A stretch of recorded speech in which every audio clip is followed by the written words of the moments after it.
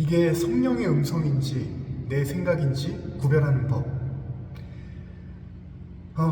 기도하고 나서 마음에 떠오르는 생각이 있었어요.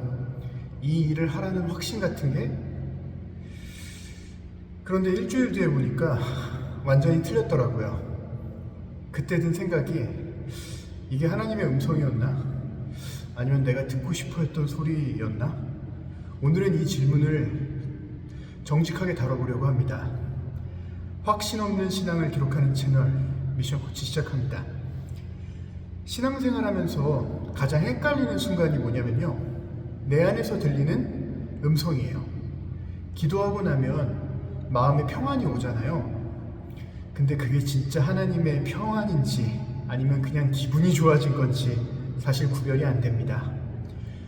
둘 다 영이나 혼, 둘 다 영으로 비롯된 결과물도 육으로 투영이 되고요, 육으로 나타나고, 혼, 우리의 욕구, 이드, 아니면 자아, 우리의 생존 본능 같은 것 역시 육으로 표현되기 때문에 영이나 혼이 표현되는 양식인 육으로 우리는 영과 혼이 분별을 하는 것은 사실 구별이 잘 안 됩니다. 더 문제는 겉으로 보이는 현상이 똑같다는 말이죠. 예를 들어볼게요. A라는 사람, 예배 중에 눈물 흘리고 떨리고 하나님을 만났다고 확신합니다. B라는 사람, 똑같이 눈물 흘리고 떨립니다. 근데 나중에 알고 보니까 극심한 스트레스 반응이었던 거죠.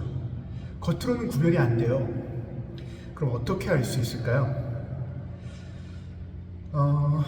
제가 최근에 작성한 작은 소논문이 있는데요, 유튜브 영상 밑에 링크로 올려놓겠습니다. 조나단 에드워즈라는 신학자의 영적 신앙 감정론을 바탕으로 뇌과학이랑 심리학을 결합한 작은 논문이었어요. 근데 거기서 핵심은 이거였습니다. 현상의 강렬함은 증거가 아니다. 현상의 강렬함은 증거가 아니다. 무슨 말이냐면, 몸이 떨리거나 환상을 보거나 강렬한 음성을 듣는 것, 이런 건 성령의 역사를 증명하지 못한다는 거였어요. 왜냐하면 뇌의 도파민 분비, 심리적인 투사, 신경학적 오작동 등 이것들도 똑같은 신체 반응을 만들어내거든요.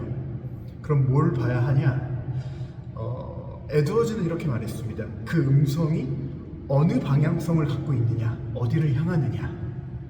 그래서 두 가지로 나눌 수 있어요. 자기중심적인 반응인 혼적인 반응과 거룩한 감정인 영적인 반응을요. 먼저 자기중심적인 반응인 혼적인 반응을 보면, 내가 복받을 거야, 내 문제가 해결될 거야, 나는 특별해, 나만 유일해, 이건 결국 나의 욕망을 종교적 언어로 포장한 거예요. 프로이트식으로 말하면 심리적 투사죠. 반면에 거룩한 감정인 영적인 반응은 상황은 안 풀려도 하나님이 거룩하시다는 게 느껴져요. 나보다 하나님이 더 커 보이는 거죠. 내 중심이 아니라 하나님 중심. 교만이 아니라 겸손이 생깁니다. 저는 그런 생각을 많이 했어요. 영적이고 기도를 많이 하는 사람일수록, 기도하면 무엇이든지 하나님의 뜻이 분명히 확신되어져서 알아서 어떤 행동을 해야 되는 것이 의미적인 삶이고, 그것이 잘 사는 것이고 성경적인 삶이라고 생각을 했는데, 성경을 쭉 묵상을 하고 제 자신을 돌이켜보니까 아브라함도 다윗도 그리고 신약에 나와 있는 바울 같은 경우도 다 전부 갈 바를 알지 못하고 먼저 모험으로, 먼저 순종으로, 먼저 하나님의 뜻이 무엇입니까? 라고 알고서 간 것이 아니라 모르고 가다 보니까 하나님의 뜻이 알려졌지, 기도를 마치 하나님 A입니까 B입니까? 라고 물어봤을 때 A인지 B인지 우리가 다 확신 나올 때까지 기도를 하라고 하는데, 그럼 출발조차 못해요. 우리의 삶이라는 건, 특히나 저 같은 경우는 결정 장애가 있을 경우에 그 결정 이전에 먼저 행동을 하고 루틴을 만들고 삶의 리듬이 있을 때 그 행동이 탄력을 받는 거지, 그 탄력을 받지 않은 상황에서 하나님의 뜻이 A입니까 B입니까 그렇게 물어보고 가지 않았어요. 아브라함이 뭐 갈 바를 알지 못하고 갔지 갈 바를 다 알고 갔나요? 다윗도 마찬가지고요.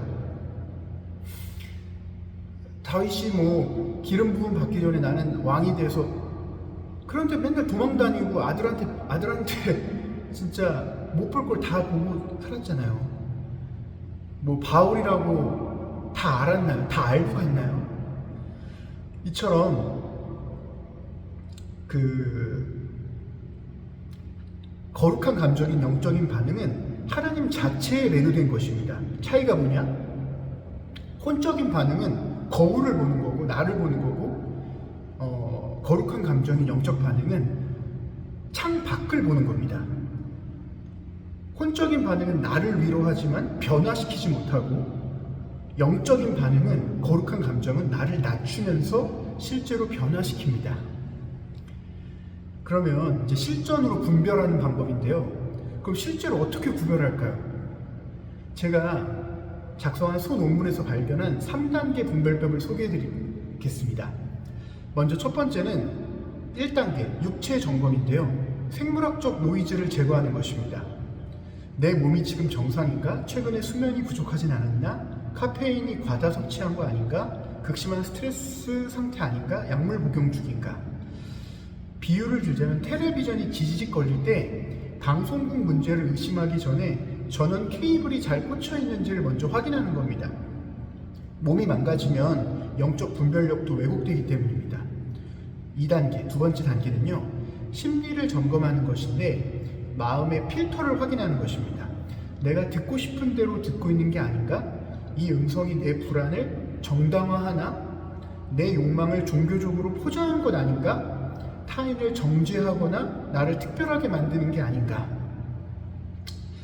예를 들어 비유를 하자면 빨간 안경을 쓰고 세상을 보면 세상이 전부 다 빨갛게 보입니다. 내 마음의 필터가 하나님의 음성을 왜곡할 수도 있는 것입니다. 세 번째 단계, 영적 점검인데요. 거룩한 평안의 주파수를 맞추는 겁니다. 이 음성이 나를 하나님께로 향하게 하는가? 즉, 상황과 무관하게 깊은 평안이 있나? 나를 낮추고 그리스도를 높이나? 성경 말씀과 일치하나? 이웃을 사랑하게 만드는가? 비유로 들자면 폭풍우 치는 바다 위는 고요하지만, 폭풍우 치는 바다는 요동치지만 진짜 수심 깊은 곳은 고용합니다. 따라서 영적 평안은 환경을 초월합니다. 결정적인 증거인데요. 그런데 여기서 끝이 아니에요. 에드워즈가 말한 가장 확실한 분별 기준이 하나 있습니다. 시간이 지난 후 삶의 열매를 보면 알 수 있는 건데요. 무슨 말이냐? 가짜 체험인 신경증 같은 경우는 감정이 강렬했지만 시간이 지나면 공허해집니다. 반복적으로 같은 체험만 추구하게 되고 그 결과 일상은 파괴되고 관계는 단절이 됩니다. 즉, 나만 특별하다는 독선으로 가득 차 있는 열매가 나타나는 것이죠. 이건 가짜 꽃이에요. 시간이 지나도 변화가 없습니다. 근데 진짜 체험, 성령은 생화같이 체험 이후 더 겸손해지고 일상에서 사랑과 인내가 더 늘어납니다. 그리스도를 닮아가고 타인을 섬기는 마음이 생겨요. 이건 생화입니다. 시간이 지나면 지날수록 향기와 열매가 맺히죠. 핵심 질문입니다. 이 체험 직후 나는 더 자유롭고 사랑스러운 사람이 되었나? 만약 더 강박적이고 정죄적이 되었다면 그건 성령의 역사가 아닌 확률이 높습니다. 개인적 고백인데요. 사실 저도 이 영상을 제작하면서 많이 반성했어요. 제가 하나님의 음성이라고 확신했던 것들이 돌아보니 제 불안이 만들어낸 목소리였던 적이 많았거든요. 예를 들어 이 사역을 하라, 이 길을 가라는 확신이 왔는데 알고 보니 제가 인정받고 싶어서 만든 환상이었어요. 그래서 요즘은 이렇게 합니다. 지금 이 선택이 나를 높이나 하나님을 높이나? 이 질문 하나만으로도 많은 게 걸러집니다. 완벽하게 구별할 수는 없어요. 바울도 그랬거든요.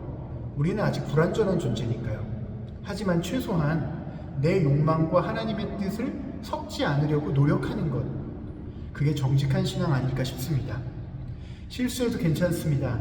우리는 이미 우리의 행함이 아니라, 우리의 공로가 아니라 하나님으로부터 하나님의 법정적인 칭의를, 하나님과의 관계를, 그분께 양자로 입양되었다라는 신분을 의지하기 때문에 우리가 실수할 수도 있죠. 근데 우리가 아이들이 가정에서 실수한다고 너 한 번 실수했으니까 원아웃이야 그렇게 얘기하십니까? 아니잖아요. 10번이고 100번이고 계속해서 기회를 만들어주고 그 기회를 만들어주고 받아줌과 수용에 따라서 아이들이 급격히 성장하는 것처럼 우리의 신앙 역시 정직한 신앙은 그런 의미가 아닐까 싶습니다. 정리를 하면 현상의 강렬함은 하나님의 음성이 아니고 방향을 봐야 합니다. 굉장히 중요해요. 나를 향한 방향인지 하나님을 향한 방향인지 그게 하나님의 뜻을 분별하는 핵심이에요. 그걸 통해서 바울도 하나님의 뜻을 분별했고요. 시간이 지난 후 열매를 보십시오. 그리고 가장 중요한 건 확신이 없어도 괜찮다.